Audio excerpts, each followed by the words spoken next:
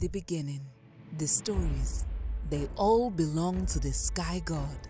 But the people who lived them, they lamented. For the people of all the worlds, they hungered for their own stories, and I hungered. So I planned, and I was clever, much more clever than the sky god and all who hung on the words. I hung them on the tricky threads of my mischief. Now they say all stories are Anansi's stories. That suits me. Yes, all stories are Anansi's. But on occasion, I share them with the people. Today, I share them with you in Anansi's Tapestry of Lives.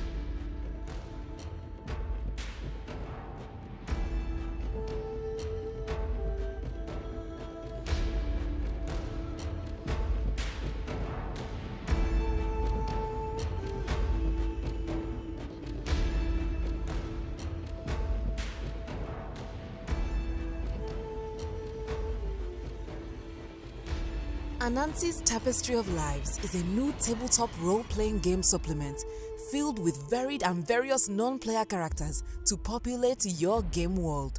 Created by Game Masters for Game Masters, Anansi's Tapestry of Lives is overflowing with NPC descriptions, details, and illustration. The NPC voiceover app gives you access to professionally voiced acted introductory monologues for each and every NPC, along with all the NPC details on your phone or tablet. Virtual tabletop tokens for every NPC makes it easy to bring these beloved characters into play on Roll20, The Forge, or your other favorite VTT. For in-person play, Anansi's NPC cards are tarot-sized reference decks. Each card has the NPC image on one side and important details on the other. Anansi's Journal of Commonplaces provides you with richly detailed descriptions that typical adventure books don't cover. When your players stumble into the castle kitchen or are foraging in a wild berry patch on the road, you can describe the scene perfectly. Plus, you're prepared with hidden details should they search the area.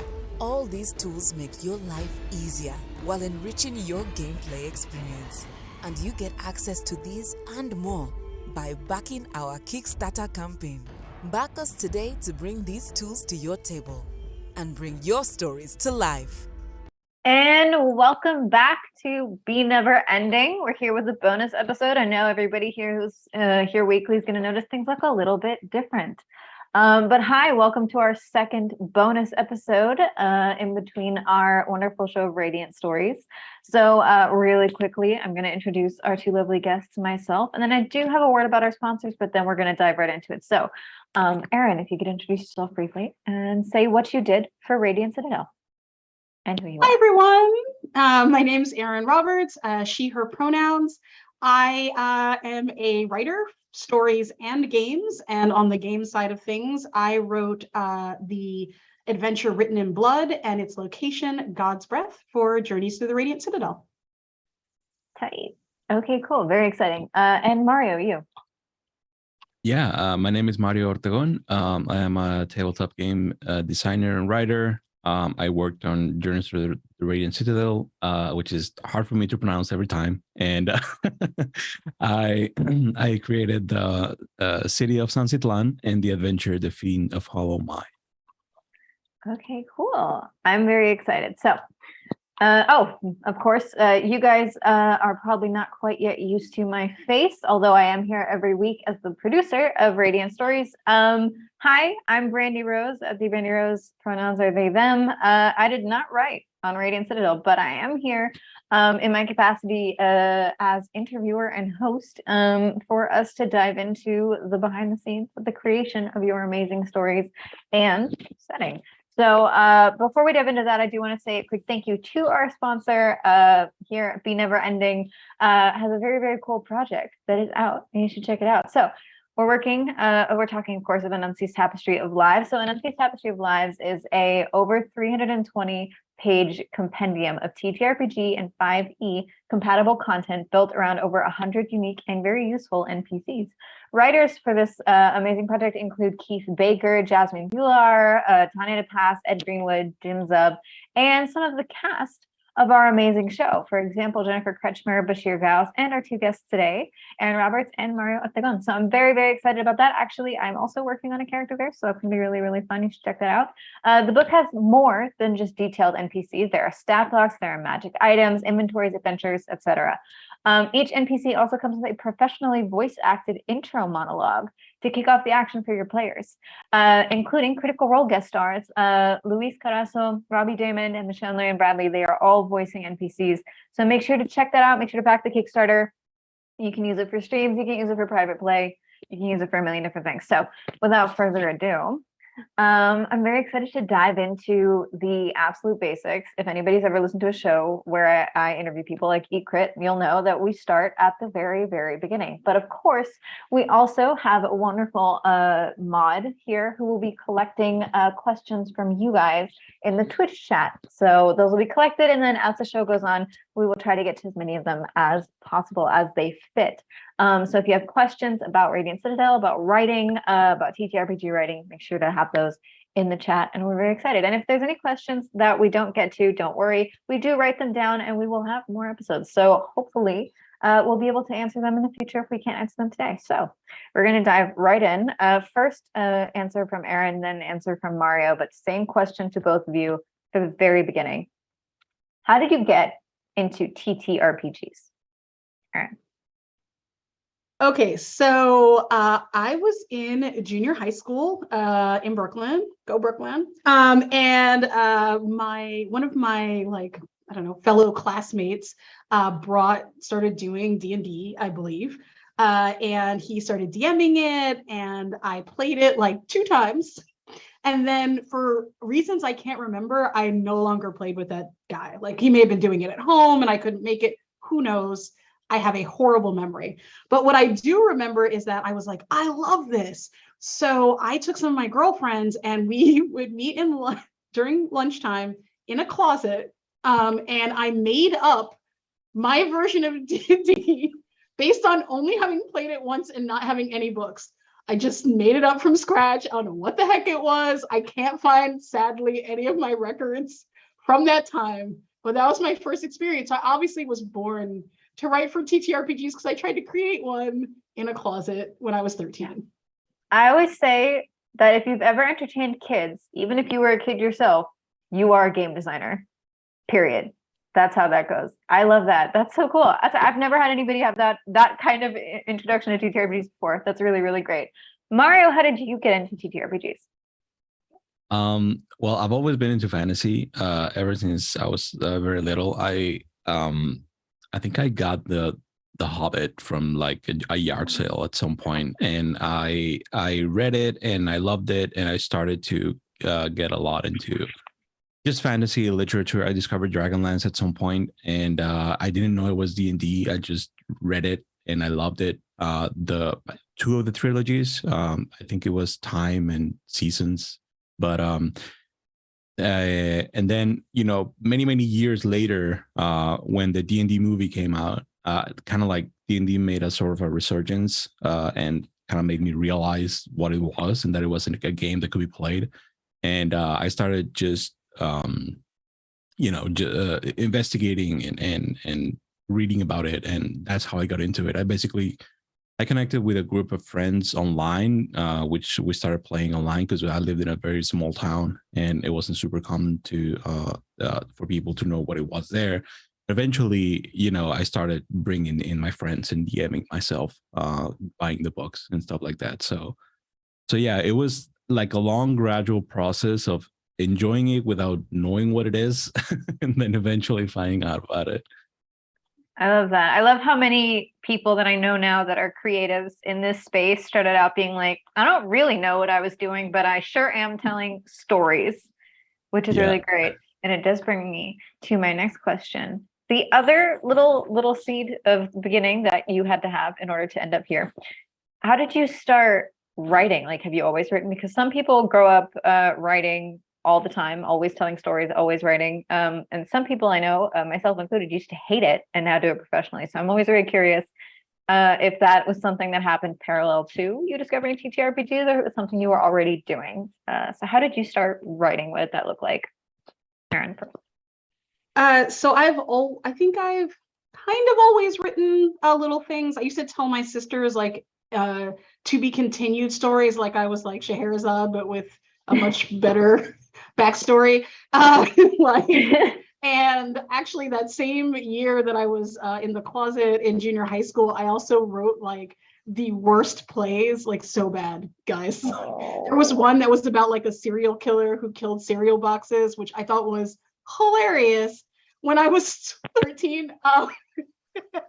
And so I, continued writing, and then I was actually a playwriting major in college as well. I'm really not that good at writing plays, but I didn't learn my lesson, and I majored in it, and then afterwards quit for a while. But probably around 6 or 7 years ago, I started writing prose. So I'm also a published science fiction and fantasy writer. I've written several short stories that are out in the world. And so I sort of actually came back into TTRPGs from writing science fiction and fantasy as a prose writer, and then sort of remembering at a certain point, oh, hey, I can do these two things at the same time. I love that. When we hang out, we're gonna vibe so hard. I also come from science fiction writing. Oh, we're never gonna leave the park bench where we end up. That's gonna be great. I love that you were writing what basically, look, I think there's a lot of respect to be given to a 13-year-old who comes up with the serial killer fun, because who of us as a teenager in the 2000s, 2010s did not have that graphic tee that had like a picture of like Cocoa Puffs that was like not actually Cocoa Puffs, they didn't get sued, and that said serial killer on it? Who has not? I could have been rich. That's the first. You should have. They owe you money. I should have. Yes, they must have heard of it. They heard your play. They were like, "That's a good idea, actually." So, Mario, how did you start writing? Well, it was very similar. I basically started writing from, I don't know, since I was in high school. I guess I started doing fanfics, which are very embarrassing. That's not embarrassing. And also, well, through the process of starting to DM, I kind of like I didn't actually start to write, but I started to create my own worlds, and that kind of led into the whole thing that I'm at right now. But but yeah, as for writing, it is, for me, it's kind of interesting, because like most of my writing that I do right now, it's not done on my first language. So I kind of, all of that has been self-taught by myself. Just, I never really studied I guess in Mexico you get English classes, but they're as basic as the Spanish classes that you get over there. So like it's not super comprehensive. And so to me, it was mostly me just being really, really interested in fantasy and kind of like reading a lot, because most of the material that I was interested in was in English. So that sort of gave me that frame to start creating in that space. And following that, eventually I was able to start writing once I saw that, because at first I started writing in Spanish, and then eventually I saw that there was some interest in what I was doing for English speaking communities. And I basically transitioned what I was doing to write in English. At first I tried to do both, and then I realized it was exhausting. And my my biggest respects to people who do things in two languages at the same time, because it's like I know why there's entire teams of people dedicated to localization, because it is really, really hard. But yeah, so it's been a transition. It's been a long journey, but yeah, currently I do most of my writing in English. I think that's so cool. First of all, always great respect to everybody who has to work in not their native language. I grew up in a country where English was also not the native language, and oh boy, the only reason my friends speak English is because I was like, so help you God, you will speak English with me here and there. I need you to understand me when I switch back and forth. I am dying to know what fandom you wrote for, but I won't put you on blast on the show. You can tell me privately after. Yeah. You said it's embarrassing. Like I have my AO3 account and my card right now. Anybody can look at it. I still write. It's all the time. I didn't start until last year. It's all creation is creation. If it is all practice, it is all experience. And I think a lot of people watching this are going to be very happy to know that you went from writing fan fiction to writing for the amazing Radiant Citadel, Yeah. which is such an exciting project. And what I was most excited for this project specifically was seeing how many different voices were going to be telling the stories here. So specifically about your stories or work with Radiant Citadel, what was the initial inception of like, what were you invited to write? How did that happen? So like, what was the first seed of like what you knew was going to be important to you in your story?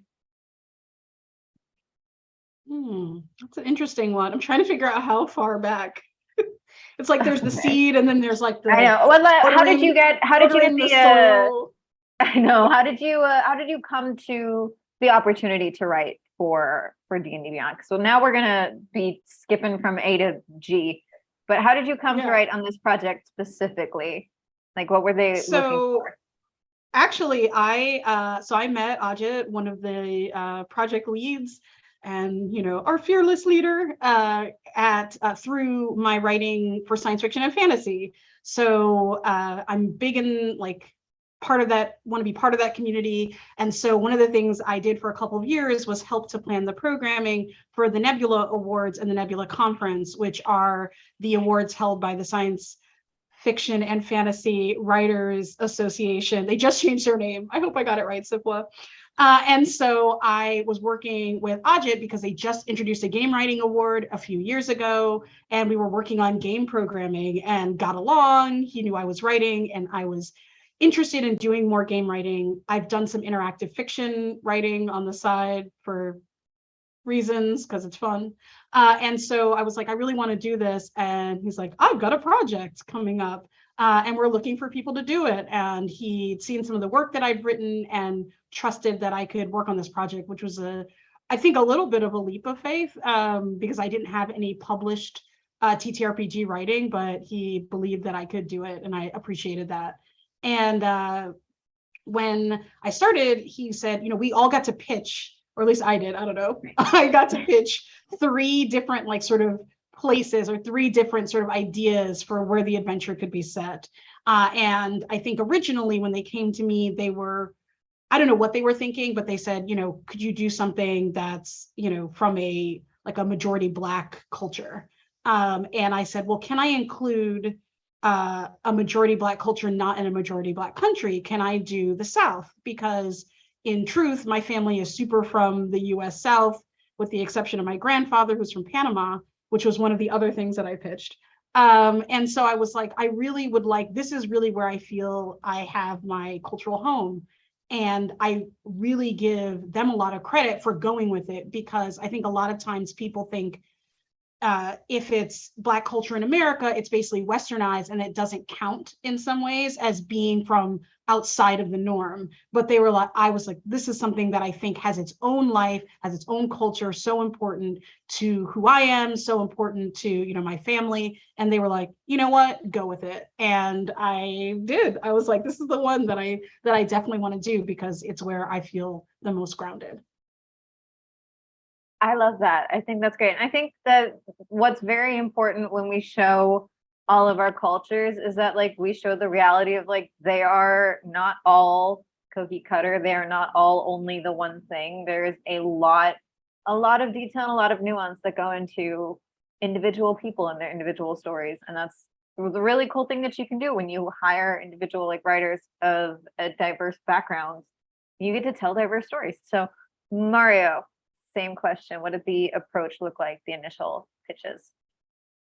Yeah, for me, so I had been basically working on a setting of my own for a while before I was approached by Ajit. And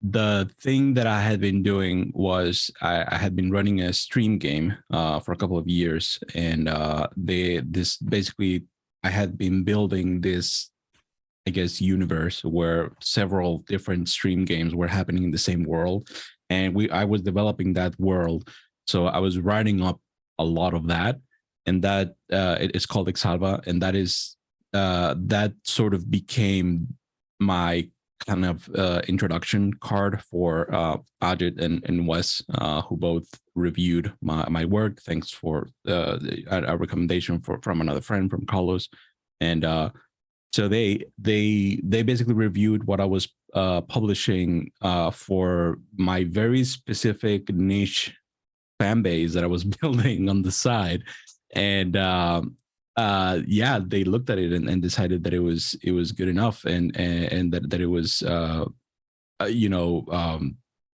up to par with styling and everything that they were looking for a D&D product.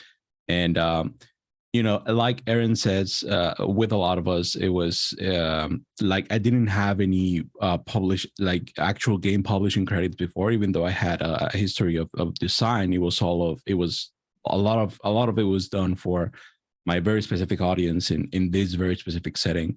But I was I liked the concept, mostly because so like Aaron says, we were asked to pitch something, and the couple of things I pitched, like I really wanted to deviate from what I was working on in the past. So from that specific product, I wanted to do something different.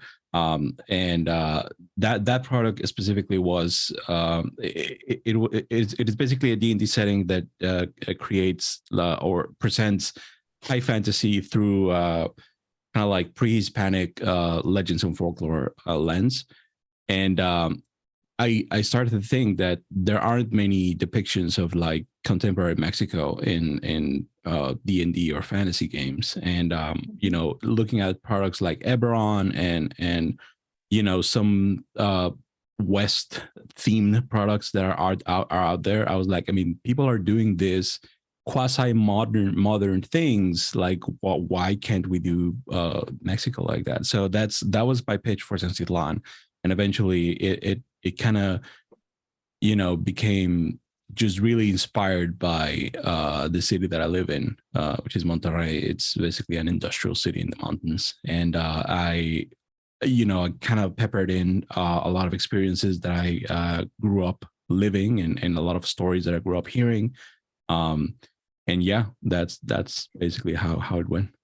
Yeah, Tenochtitlan is also very important to me personally as well. I was really excited to hear about it. I was really excited to get to like look into it more and explore it, because also indigenous, like Mexican, and I'm just excited the more I get to see every facet of what I also think a beautiful country is, to be able to share it with people and show more people all the different facets and sides. So we do have some cool audience questions in between as we go on this little journey of exploring how you created what you created. One thing that I want to take this question and I want to maybe narrow it down slightly even more, but it says, what specific aspects of your culture that inspired your adventure the most? And I want to think less like broadly of the setting and more like, were there any like very specific bits that you remember writing, a specific like actual like thing or like a person, like specific area that you took from something in your life, specifically in your cultural experience? Something very specific. Could be, I don't know, could be a specific restaurant, specific detail, specific NPC. Mario, do you have one? I know, I can tell on your face that you do, and it's gonna take me a second. Well, it's okay, you can go first. Yeah, I do have one very specific. The monster in my adventure, the Tlacatecolo, this owl demon creature. That one is very specifically inspired by legends that I was told as a kid and that I was terrified of. And it's just we had a family that lived in rural areas, and we would go to the ranch and spend the weekends there. And it was basically the fire, telling stories around the fire, no electricity, just very, very old school, kind of like a camping trip. I do remember like my great uncle telling me that when we would go from one place to the next, we would have to cross like a stretch of how do you say, like a foresty area, like not really forest, but like a little bit wildy area, and my great uncle would tell me, if you see an owl, don't look at it, don't say anything. They would tell these stories about owls, that it was a devil, that it was like they were witches. It was all kinds of superstition stuff, and they really believed that stuff. And I also did back then. I was terrified. So just like the whole story around that, around the Fiend of Hollow Mind, surrounds that part, that kind of feeling, that superstition that I felt back then. And there's obviously a twist and several different things that happen in the adventure, but that feeling and that experience is at the center of it. I love that. I really, really love, especially when things from when you're very young can come back and be part of a story that you now get to tell to like countless other people, and they get to tell to countless other people. And I really love seeing that, because that's something that you can't see back then when you get told that story. It's something your great uncle did not anticipate happening when he told you that story. And it's always cool to be able to look back and see where you've been influenced and where story beats have stayed with you for so long, and now you get to give them to more people. I think that's really great. I think that's cool. Aaron, do you have any? Sort of, but I think a lot of it is, I think part of it's because since my adventure is very like murdery, like none of that comes from like no one in my family is like hacking people's apart, so that I know of. So I think that it's more, I think about a lot of the stories that have passed down in my family, and I talk about this all the time when I talk about this adventure, but about how my great uncle actually wrote an entire book about growing up Black in rural Mississippi. That was my like first reference point, but also was supported by a lot of like family stories. And so I think that one thing is like the ethos of community that is both good and bad. So to me, both the like horror aspects and the amazing aspects of God's Breath, my location, are about what happens when a group gets together. Sometimes it's good, sometimes it's crawling claws. Like you don't want them to get together, but community is good most of the time. And so my mom talks a lot about some of the things that she witnessed when she was young in Mississippi and visiting there for the summer, which is that people would just do things for each other in a way that isn't quite mutual aid. It's something I think a lot more organic in some ways than the way that we view mutual aid now. So her grandmother was a school teacher who could read and write at a time when that wasn't as common in rural Mississippi. And she would read documents for people. People would bring documents to her and they would say like, I don't know what this is. And she would say, it's this. It's like, this is a letter from the government about your land, or, this one you should pay attention to. This one you should throw away. And that was just something she did for the community. And there was no direct, like, I did this, and so therefore you're going to do something for me. But what would happen is if somebody had a bumper crop of peaches, they might leave a bushel of peaches at the family's door. Or if a fence was broken, somebody might go fix it. Or my mother might get her hair done for free from the lady who did hair, who that was her thing. And so this idea of kind of, you just give to the community as you can, and then like it all works out without needing to be tracked or monitored or done. It's something that I don't know that I was able to fully capture it, but was something that was really top of mind. And one of the reasons that God's Breath has no set authority, that it does not have a hierarchical system, that was really important to me in making the place. There's no king or mayor. It's just groups of people that are all living and kind of doing that trade back and forth in the way that makes the most sense for them, and it all works out. And so I think that was like a huge part of like how God's Breath works for me. I love that. The movement away from hyper individualism back towards community living and communal like co-living, in the sense of like just like natural like symbiosis of I can help you, so I will. And you help me because you can and you want to, not because it is expected. And I love that. I think that is a really beautiful story to tell. And I like to think, and I like to hope that the more stories we tell of the world we'd like to have, the more people might be able to, you know, slowly nudge back towards it. I think it's definitely, at the very least, a very good hope to have. Now, I know, of course, you guys are also playing within the Radiant Citadel. So that also means that, of course, you get to see people explore all of the amazing things within the book. Well, of course, not all, but you know, we can only hope. You know, if people love it, if people support it, maybe we'll do a season. Maybe the season 2 is something somebody could sponsor. Who knows? We can only hope. Radiant Stories has been a lot of fun to produce, and it's been a lot of fun to watch and watch you guys play.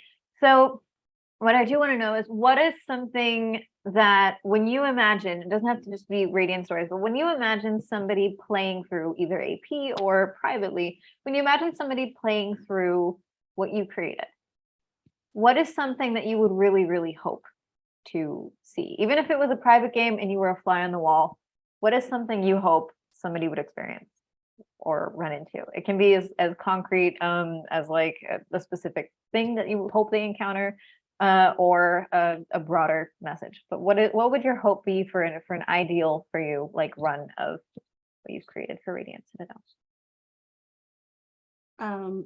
I would say, so I have two things. I'm cheating. So the first is just something I've enjoyed that I didn't realize I would enjoy, is that as much as I have, is that the Awakening Festival is where the adventure starts, because festivals are the new tavern in Radiant Citadel. And so like, there's not much said about it. It's there's a general sort of, it's how people pass down the story. There's call and response songs. I have loved seeing how every different game I have seen approaches it, what they bring to the festival. I want to write just a supplement, like I have in my brain a blog post where I just look at what different people have done, and then interesting questions that you could do, or more things that we could have at the festival, because I love seeing, you know, it's a festival about telling stories, and then people who are telling the story of it tell it all so differently. And also they always add more food than I ever added, which is amazing. So much food. We did have some wonderful food adventures here on Radiant Stories. Oh, I've never heard so many corn puns in my life. I was sitting here off camera, absolutely losing it. This is very true. Amazing. And then the second one is just when you're going around, there's a house, there's a creepy house, and that, like, seeing people go through the creepy house, seeing DMs like add more creepiness even than I was able to get in to the creepy house. There were a few things that I put in that they actually asked me to cut because they were like, it's PG-13, like you can't have like a kitchen with a pot full of like congealing blood, which I pitched at one point. Amazing. Like, you know, in some countries that's just food. Exactly. I was like, is it food? Is it murder? Depends on what it is. Exactly.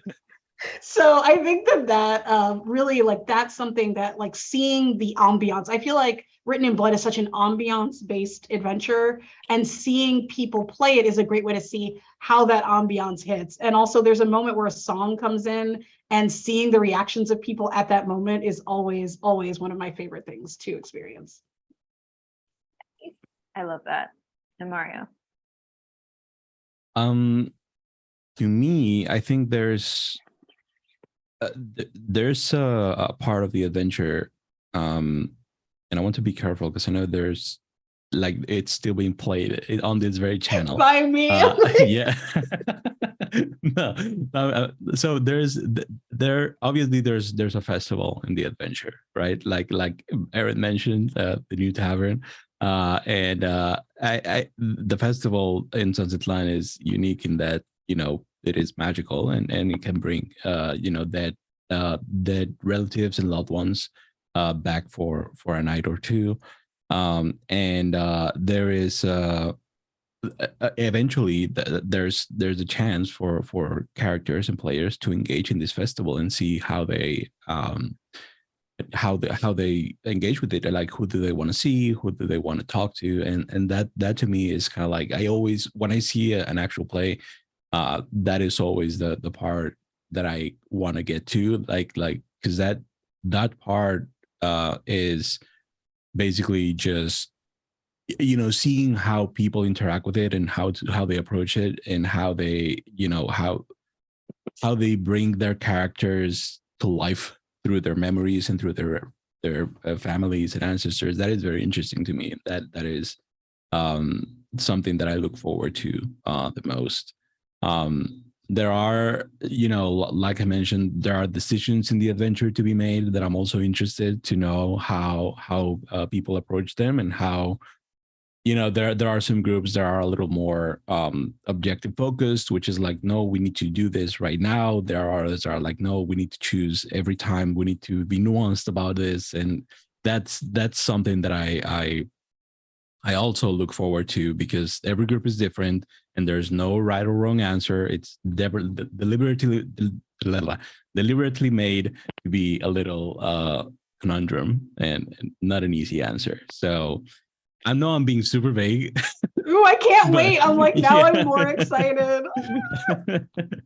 Yeah, That's yeah. all right. People can just stay tuned here on the channel every week to see how things actually play out in your amazing setting and adventure. I'm very excited. Now, Erin, you did say, like, you mentioned something. You mentioned the congealed pot of blood that you ended up having to cut, which, like, Wizards of the Coast, have you not heard of blood pudding? Because if so, maybe you should not ever go to England. Just gonna warn you, you're gonna find that on many a stove. It's just, you know, again, it depends on whose blood is in the pot. That makes it like horror or English, you know? There's two things. The only two things, the horror and the English. So I do have a question. They're the same. No, just They are kidding. the same. No offense to the It's fine. English. Fine. I think of everybody here at this table, I'm like, we're allowed to say it. Yeah. You've been colonized, you can make this joke. But basically, my thought was, of course, the writer always knows, you'd hope, the most about the story. Occasionally, I've been reading the manga, like, given on the side, and I gotta tell you, I do not think that the Natsuki Hizu knows everything that's going on in her own story. However, ideally, the writer knows a lot more about the story than the readers ever really get to see, specifically, of course, because of editors, because of space constraints, time constraints, and sometimes some things are just hard to put into words, but you know they're there, they just didn't have a place to fit. What is something, if you were given free reign to add maybe something that you had to cut, or something that you didn't think of until afterwards, but what is something that if you could add, you would add to your adventure? So this, you can all speak super freely, because this is something that does not happen, so there is no spoilers. I would be so remiss if I did not use this moment to plug Journeys Beyond the Radiant Citadel, the DM's Guild supplement that both Mario and I contributed to, where we were asked this question and we put some of it in print. So I will go even beyond that. But one of my favorite things that I did in that supplement was actually detail the gods of God's Breath as I see them. They are not detailed in the original, but in this one, I was able to name them and say what they do and a little bit about who they are, which was really, really important to me, since they're a big part of the setting. And that said, I love seeing like how other people create pantheons around God's Breath, but I was glad to get a chance to like give my 2 cents as well. And then I would say beyond that, I really want to just add just more content. Like I want an adventure. I sit around in my house thinking about how I wish I had the time and money to actually write like a full adventure path going forth in God's breath, because the land is dying. There's the blood of a god may save it or not. Do you kill the gods? Do you not? Something else that I've thought about a lot is, because storytelling through song is such a huge part of the culture, I wish I had done more with magic through music. And if I were to write an adventure path, I would possibly do something around finding like the true song of God's breath, and that having some sort of inherent magical power in it that's sort of beyond what a bard would normally do. I would love that. What I'm getting from this is that people should pay you to GM a mini series or mini campaign if you're private by you in this setting specifically, so that you can live out this adventure campaign and explore it. And ideally somebody should pay you to stream it so that I can also watch it or be in it.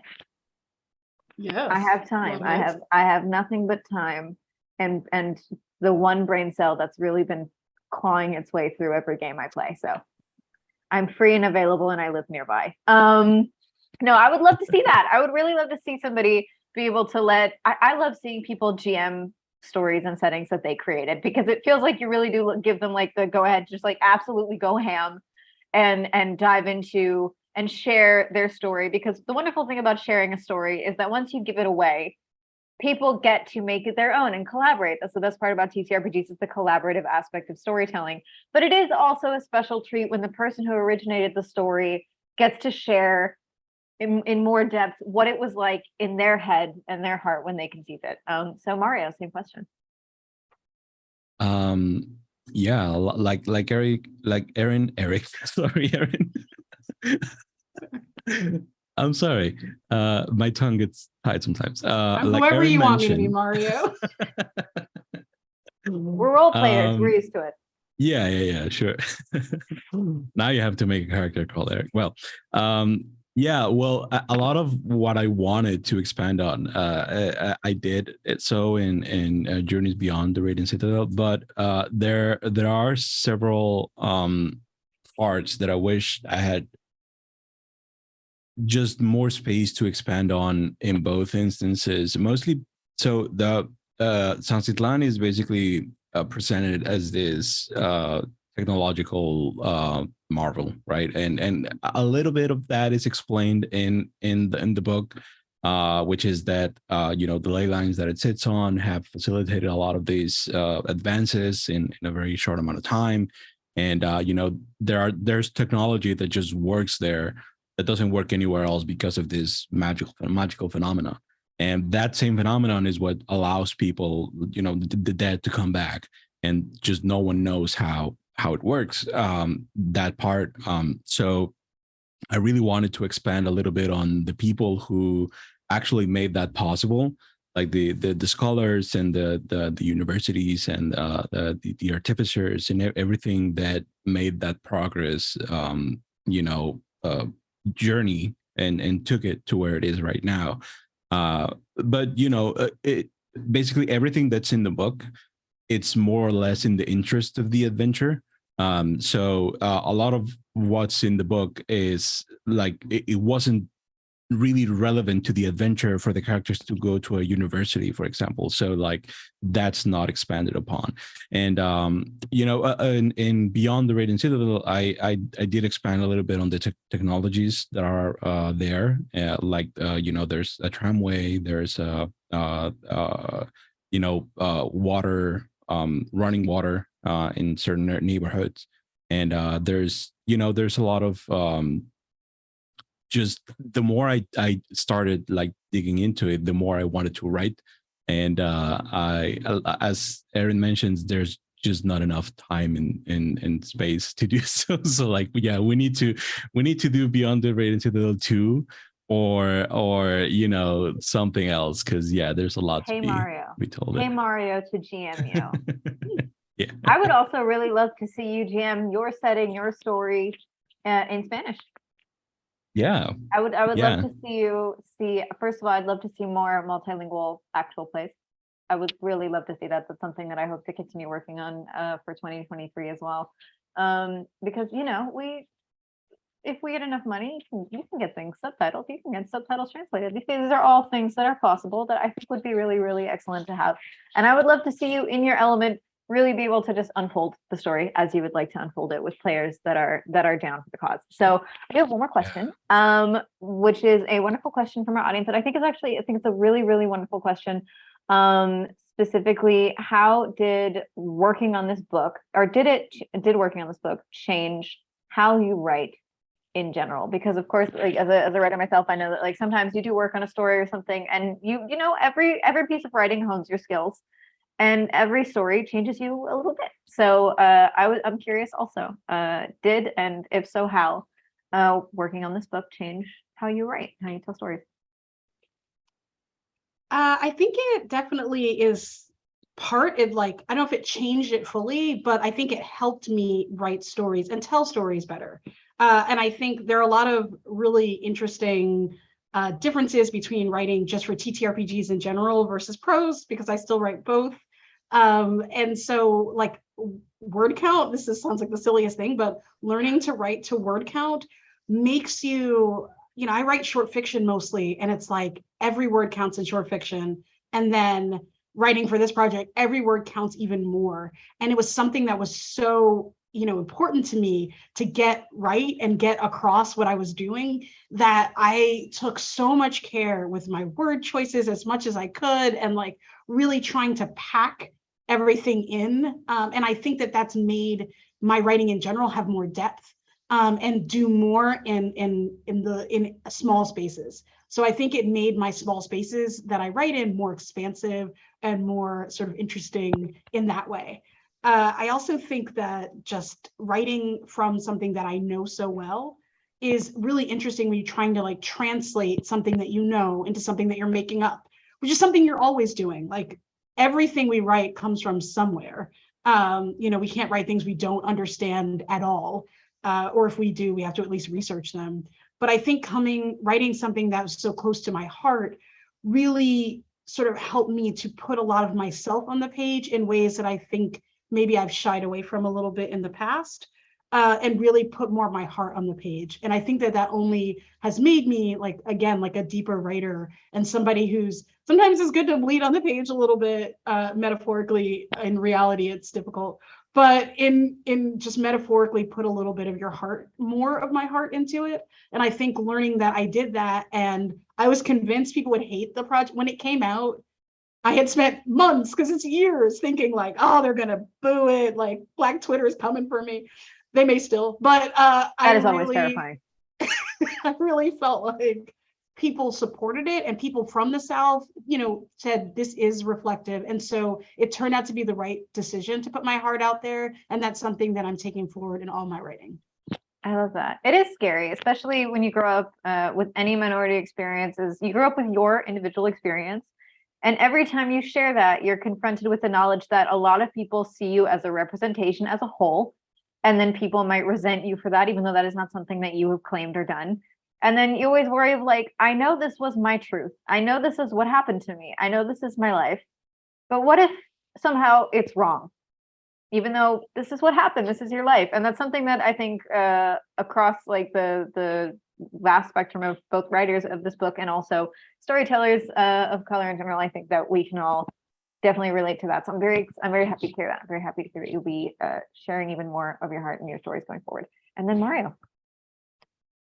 I'm trying to, well, without being like super dramatic, just this book to me was really just life-changing. It basically just like the entire process, the process from starting to work on it and you know, eventually turning in the drafts and doing the revisions. And there was a point eventually where I started helping some other writers with, you know, just help them fit their adventure to the model or the style that we needed for the book. And all of that was just super formative for me, because I had a lot of basis of how a D&D product was made, or an RPG product in general was made, but being there and like actually seeing the process happen, it just made something click for me, because it's just like it did felt like I did have a bunch of pieces scattered around and I've had them for a very long time, and then suddenly after that project I was able to put them together and they made sense. Yeah, I mean, to me, it can be understated or overstated. I don't know how that is supposed to be, but like it really was like there's a before and after from that project for me, and that, you know, I went on to work on a couple other projects I wouldn't have otherwise, thanks to that. And not only because of the of recommendations from the leads, which was a major part of it, but also because I really didn't think before that project, I didn't really think of myself as a professional RPG writer. Like, it was something that to me was something I did on the side, and it was a project, an extra project that I did in addition to my regular job. And yeah, it was just transformative and really awesome. And yeah, I've been carrying on everything that I learned there to every project that I go forward, that I go moving forward.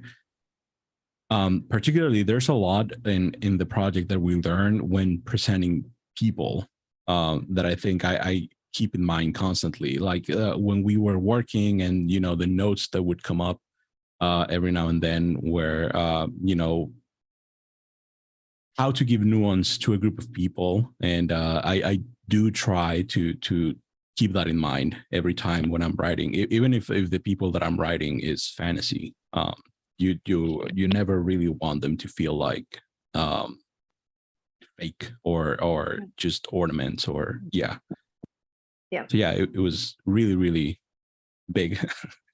I'm really excited. I'm also very excited to see how, for both of you, this ends up continuing to grow, because the wonderful thing about this community and this industry is that it is so heavily like word of mouth based and door to door, like opening door, and then that opens 10 doors, and that opens 10 doors. And that nature of it makes the potential absolutely limitless. So I'm extremely excited to see future projects from you guys. I'm very excited to hopefully be able to work with you guys again after we wrap here on Radiant Stories, because I think you're both very talented. I think you're both wonderful people, and I'm really big fans of your work, and I'm very happy that you guys are getting the opportunities to showcase it and to grow as you should. So that brings us to the end of this bonus episode of the AMA. So thank you, everybody. Before we wrap entirely, I'm going to go around again, and everybody, please, you know, again, who you are, where we can find you, what you do, how we can support you. Just absolutely go ahead, and then we'll do Erin again. Sure. Again, thank you all for listening. My name's Erin Roberts, and I'm a writer, and you can find me mostly on Twitter at Narelle, Nirele. I always say it is L Erin backwards, which is not right in Spanish, but I was a child, and when I came up with it. And you can also find me on my website, writingwonder.com. I have some stories, links to stories there. I never plug this, but I wrote a story that takes place on the Bayou called Snake Season, which is a horror story that's Bayou based. So if you like creepy things and bayous from Written in Blood, that might be something to check out. It came out a few years ago, but it's still out in the world for free. You can find me normally in my house writing with my cat, but since you don't know where I live, you can also find me Fridays, Radiant Stories for the next few weeks, playing through Mario's Adventure, which I'm so even more excited about now than I was before. But yeah, mostly Twitter, Narelle. Mario, your turn. Yeah, my name is Mario Ortegon. You can find me on Twitter as Elwarius, and also on Twitch, which is a little bit inactive right now, but you know, sometimes I do end up there playing games and yelling a lot in Spanish. So if you want to support me, you can follow me there and see what I'm up to. And yeah, I'm also a writer and designer, and right now I'm working on a lot of things that I need to be working on right now. So I'm absent from a lot of places. So, but if you hit me up, if you want to contact me, just either add me on Twitter or DM me or anything. I usually reply. So yeah, that's me. Thanks for having me. Of course. And then me. Hi, everybody. I'm Brandy Rose. You usually do interact with me every Friday here on this channel. You just don't know it because usually I'm behind the scenes as the show producer for Radiant Stories. As I do a lot of work as a producer in the TTRPG space. You can keep up with me and my projects on Twitter at @TheBrandyRose. I am a producer both for APs as well as a web series, scripted and otherwise, and podcasts. So I have a podcast network for 2 podcasts. We have merchandise out. All of that is in my card, which should be here in my credit if I made that slide correctly. If I didn't, that's on me. But you can make sure to check all of that out as well on my Twitter. I'm also a voice actor, model. If you think of something entertainment, I do it. One of my favorite things that I do is on my Twitch, which is twitch.tv/Q-Institute. I teach you how to do my job. All of my jobs: writing, game design, graphic design, streaming kit design. I teach people how to run and produce APs. I teach people how to finance APs and how to budget and work in production, as well as other fields of entertainment, because I don't want not knowing to be the reason that you can't do something. Because all of these things can be learned. And if you can learn, then you can practice. And if you can practice, you can get good. So I'm very excited to have been back here in my capacity as an interviewer. So make sure to keep up with me there on Twitter, and you'll find all my other links there. And then, of course, a big shout out to the rest of our amazing production team for keeping our chat safe and for keeping everything running smoothly and for making sure that we are all on screen as we are supposed to be. And again, last big shout out to NeverEnding for continuing to sponsor the show, and to a little shout out to their Kickstarter, which again, you should go support Anansi's Tapestry of Lives. If you liked diverse storytelling from Radiant Citadel, you will also love Anansi's Tapestry of Lives, which is a 320+ page compendium of TTRPG and 5e compatible content. So make sure to go check that out. Make sure to support them. Make sure to support this wonderful cast. And we will see you back next week for a reiteration of we're going to pick up from Radiant Stories, and we're going to continue, and we're going to get to see Aaron run through this really, really fun, cool adventure. And I will be back behind the camera. So make sure to come check us out next week and every week. And if you've missed anything, our VODs are up on YouTube. Thank you, everybody, for tuning in and for your questions and your time.